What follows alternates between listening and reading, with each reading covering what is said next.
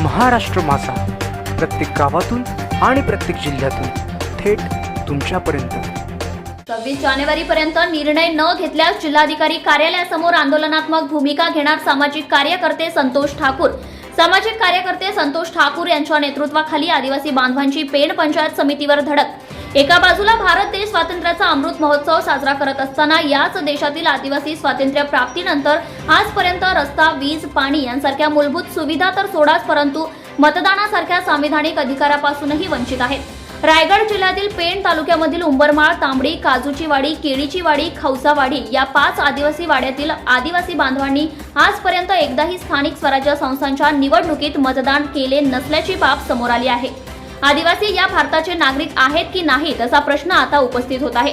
आपल्या मानवी हक्कांची पायमल्ली करून मूलभूत सुविधांसह विकासापासून वंचित ठेवणाऱ्या प्रशासनाचा निषेध करण्यासाठी पेण तालुक्यातील उंबरमाळ, तांबडी, काजूची वाडी, केळीची वाडी, खौसावाडी या 5 वाड्यांतील संतप्त आदिवासी बांधव संतोष ठाकूर यांच्या नेतृत्वाखाली एकवटले असून पेण पंचायत समिती कार्यालयावर निषेध मोर्चा काढण्यात आला। 75 वर्ष होऊनही या आदिवासी बांधवांना मतदानाचा हक्क मिळत नाही ही शरमेची बाब आहे।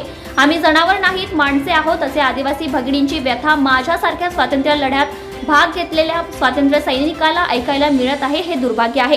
ही लढाई जिंकण्यासाठी रस्त्यावर उतरून शासनाला जागे करावे लागेल।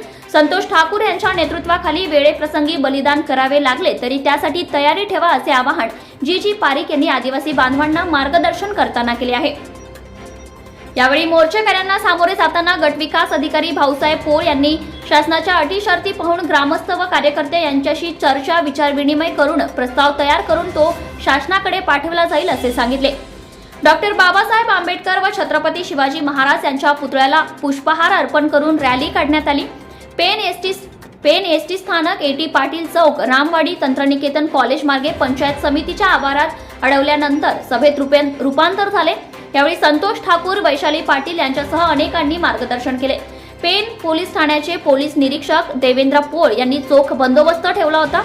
यावेळी सामाजिक कार्यकर्ते संतोष ठाकूर, डॉक्टर जी पारीख, सोमेर पेनकर, अरुण शिवकर, महाराष्ट्र स्टुडंट युनियनचे अध्यक्ष ॲडव्होकेट सिद्धार्थ इंगळे, अखिल भारतीय समाजवादी शिक्षण हक्क सभेचे अध्यक्ष प्राध्यापक RB पाटील, सचिन गावंड, शैलेश कोंडस्कर, राजेश रसाळ, बोरगाव सरपंच सुधीर पाटील, राजन झेमसे, वैशाली पाटील, सुनील वाघमारे, नीलम वाघ यांच्यासह 5ही वाड्यांतील शेकडो आदिवासी बांधव यावेळी उपस्थित होते।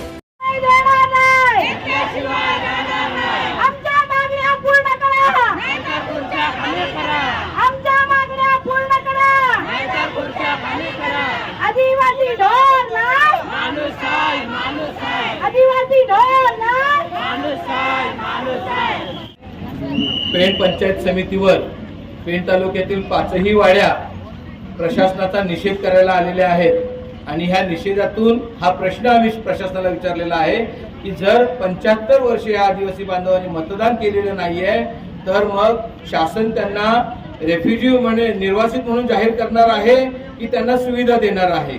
त्यामुळे आता गटविकास अधिकारी आणि महसूल विभागाने आम्हाला सांगितलेलं आहे की आम्ही स्वतंत्र ग्रामपंचायतीचा निर्णय करू म्हणून, परंतु आज आम्ही पुन्हा हा इशारा दिलेला आहे की आजपासून 13 दिवसांनी म्हणजे 26 जानेवारी पर्यंत जर स्वतंत्र ग्रामपंचायत आणि बाकीच्या मूलभूत सुविधा ज्या आहेत, रस्ता, वीज, पाणी, मतदानाचा अधिकार जर त्यांना बजावता आला नाही या आदिवासी बांधवांना तर 26 जानेवारीला आम्ही जिल्हाधिकाऱ्यांना झेंडावंदन करू देणार नाही, हा इशारा आज या ठिकाणी देत आहे।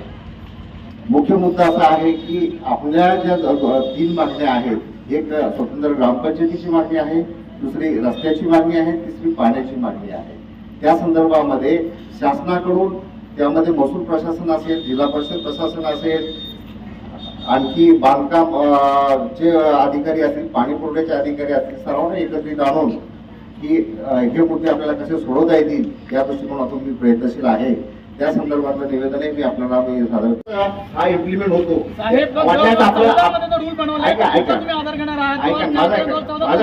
माझा ऐका ना, तर या संदर्भामध्ये आपली जी शिष्टमंडळ आहे, आपण आता ग्राम पंचायत समिती कार्यालयामध्ये बसूया, तुम्ही बसूया, आपण या गोष्टी विश्लेषण करूया। मुद्दा कसा आहे की लोकांच्यासाठी कुठलं सोयीचं राहील हा मुद्दा आहे।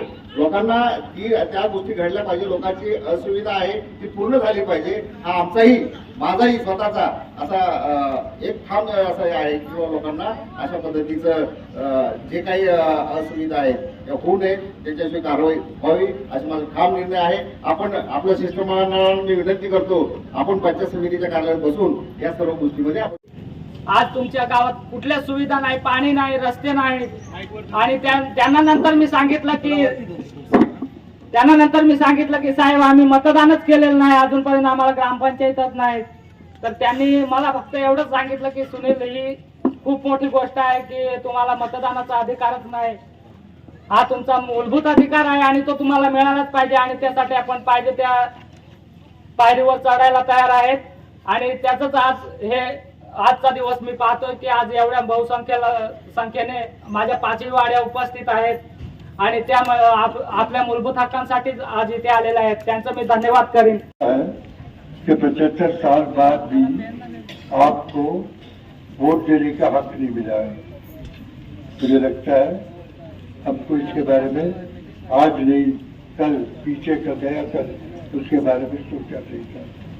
मुझको खुद को शर्म आती है कि जब मैं 1977 से यहाँ पर हूँ तो इतने साल में इस सवाल को मैंने क्यों नहीं उठाया. मेरे लिए एक शर्म की बात है. खैर दूसरी चीज जो मैं कहना चाहता हूँ कि हम लोगों ने जो तय किया आज़ादी के आंदोलन में, आज़ादी के नेताओं ने हमको जो सिखाया उसके मुताबिक इस देश में कुछ भी नहीं हो रहा है. और मुझको लगता है यहाँ सामने एक प्लेकार्ड है, मैं बार बार उसको पढ़ रहा हूँ. आदिवासी ढोर नाय मानुष आए. क्या चीजें 75 साल के बाद आदिवासियों को ये कहना पड़े कि मैं ढोर नहीं हूँ, जानवर नहीं हूँ, मैं इंसान हूँ.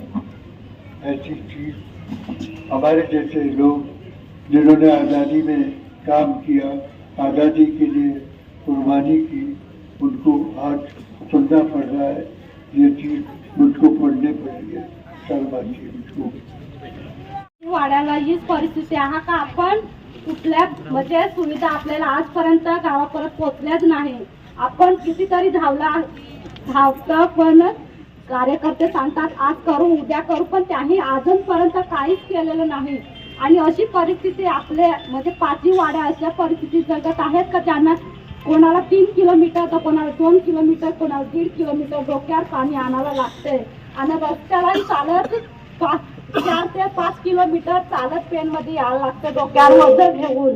ते सुद्धा आपल्या सगळ्या बाई माणसावर पुरुष असो सगळ्यांनाही हा त्रास होतो की आपण एवढी मेहनत करून सुद्धा आपण या सगळे आलेले आहेत. तर सगळ्यांनी नीट लक्ष द्या. आपण जे धावतो ते आपल्यासाठी दुसऱ्या कोणासाठी नाही. आणि सगळ्यांनी अशीच साथ द्या. आणि आपल्याला वनवासी का म्हणतात ते पण आपण त्यांना विचारू. आम्ही वनवासी नाही, आम्ही आदिवासी आहोत. आम्ही आदिवासी हे आम्ही नागरिक आहोत. आणि हा वनवासी शब्द आदिवासींना लावू नका. ही आमची एक ताकीद आहे तुम्हा लोकांना, म्हणजे जे वनवासी म्हणतात त्यांना. आपण वनवासी नाही हा शब्द, आपल्या आदिवासी आहोत ह्या शब्द आपल्याला वनवासी म्हटलं जातं. कारण आपण वनवासातले जंगली प्राणी नाही, आपण एक नागरिक आहोत, आदिवासी नागरिक आहोत आपण.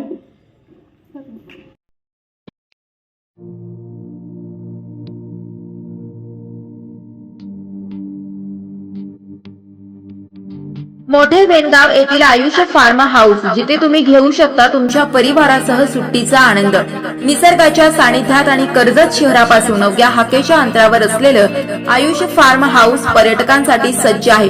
राहण्याची व जेवणाची उत्तम प्रकारे सोय, तसेच स्विमिंग पूल, रेन डान्स, एसी रूम, खेळण्यासाठी ऐसपैस जागा, गेम आणि आकर्षक गार्डन तसेच सर्व सोयी सुविधा उपलब्ध. पत्ता मोठे वेणगाव कर्जत रायगड. बुकिंगसाठी संपर्क भाई गायकार 88 88 38 11 11, अभिषेक गायकार 88 88 37 11 11, अवंतिका गायकार 77 20 04 56 78.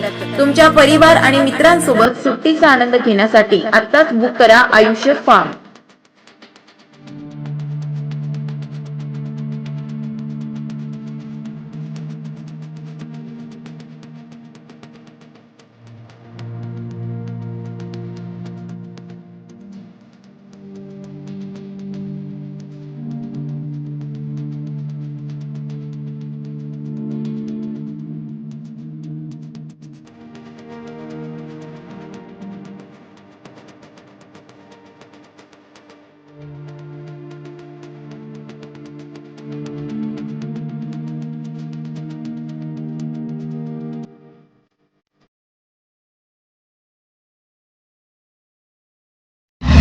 महाराष्ट्र माझाला सबस्क्राईब करा आणि बाजूचा बेल आयकॉन प्रेस करून मिळवा आपल्या परिसरातील ठळक आणि ताज्या घडामोडी.